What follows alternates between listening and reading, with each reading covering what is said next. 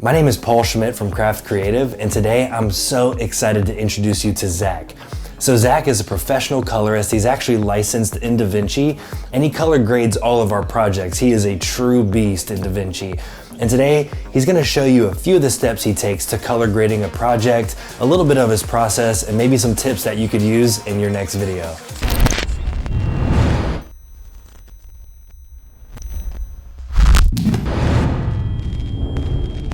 Thanks, Paul. So today we're going to go over what a colorist is, what our job is, what our mindset is, some of the technical details that we worry about whenever we're working on a project. I have some gorgeous footage up on the monitor to work with, so let's get right into it.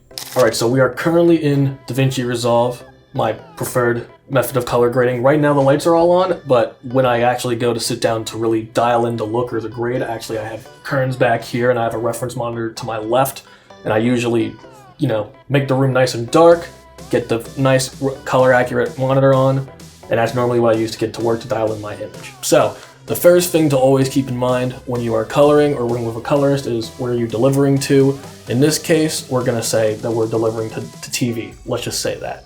So what I do in these first two nodes here is I take us into a color grading space, and then I take us out into a viewing space, which is Rec 709. And this specifically goes at the end.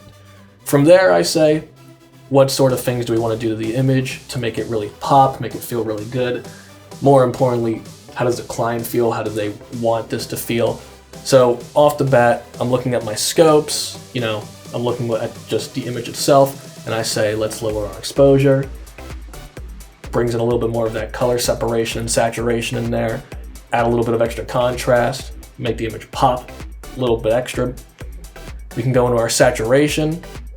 We can tweak our saturation. These are very minute details that may not come off on camera, but you can check the lemon back here actually, and you can see what happens to that lemon. Just balancing things out a little bit. You can also see on our scopes as well, we're kind of reining things in a little bit.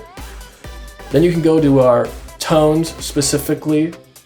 There's a couple of minor adjustments in here that may not be as prominent on camera, but the other one that you can actually check out on the scopes is, if you notice, before this here, we're actually looking a little bit out of range, which means on some displays it may be difficult to reproduce that color. So in that case, what we really want to do for Rec 709 is we want to rein that in. So now we're all within what we would call legal range, okay? There's nothing for sharpening. The image looks perfectly sharp, looks really good in playback. And then for our look, just to add a little bit of that extra contrast and pop, add an extra look.